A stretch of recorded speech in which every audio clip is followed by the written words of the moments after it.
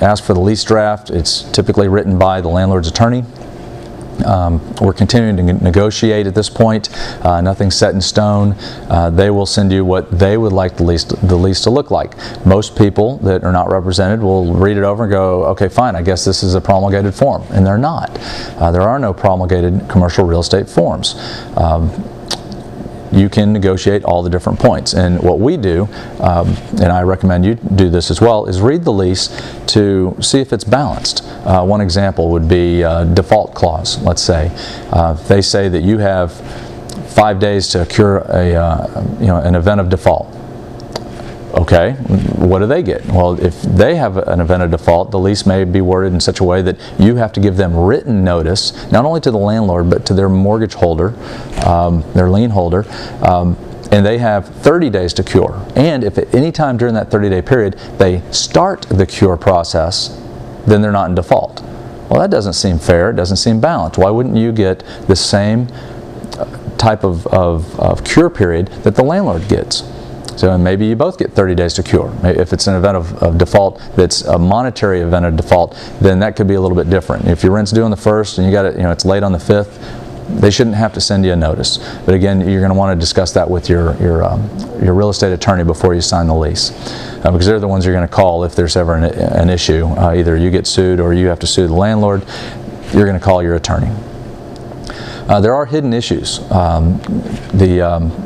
CAM charges, the common area maintenance, those can escalate. Maybe there's construction management fees, even though they're giving you, say, $15,000 to build out a space or $5,000 to build out a space. There may be a clause that says, oh, and by the way, you have to pay us a 3% or a 5% construction management fee to watch you do the repair or to check up on you doing the repair.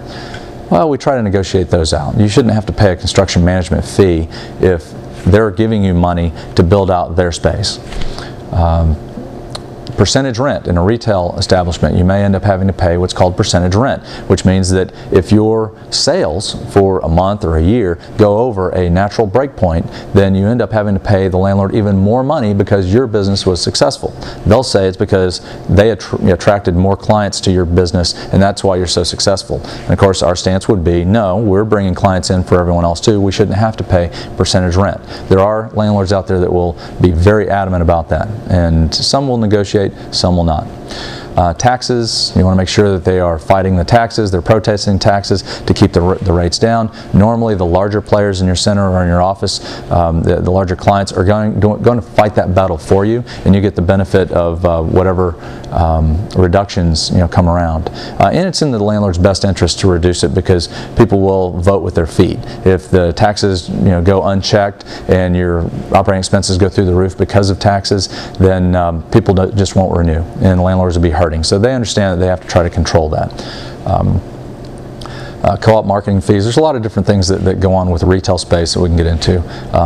Just give us a call. We're more than happy to help you out with that. Leases are written to the landlord's favor. And in a 90-point lease, approximately 75 to 80 of those bullet points are going to favor the landlord. And our job and your job should be to try to balance that, try to level the playing field. Ultimately, it is the landlord's building. He's going to allow you to use it. So it's going to still benefit the landlord because they want to protect their interests and their assets and their investment. We also want some protections too, so we do try to add value there whenever we can. Brokers and agents, we do not practice law. There are a few brokers out there that also have a law degree and they can wear both hats. We do not. We will always recommend that you hire a competent real estate attorney that knows commercial real estate leasing and hire them to review the lease before you sign it. It's just good business practice. Legally binding. It is definitely a legally binding contract in Texas, and it's probably similar in most states. You can hire and fire at will as long as you're not discriminating. You can sever marketing contracts. You can stop buying from certain suppliers based on performance. In a lease, unless there's some type of major issue, some type of default by the landlord, you're not going to get out of it, and they're going to hold your feet to the fire. So make sure it's the right decision for you and your business before you sign anything, and read it line by line. Make sure you understand what that mumbo jumbo really means. And I say that lightheartedly. there are a lot of legalese in the lease. There are a lot of commercial real estate terms and terminology that you may not be familiar with, and don't be afraid to ask questions. You should understand every line of your lease before you commit to it, because it may come up in the future. It is a long-term obligation. Ask a lot of questions, and remember that at the end of the day, you're probably still going to have to do a personal guarantee. So again, it's best that you understand what you're guaranteeing.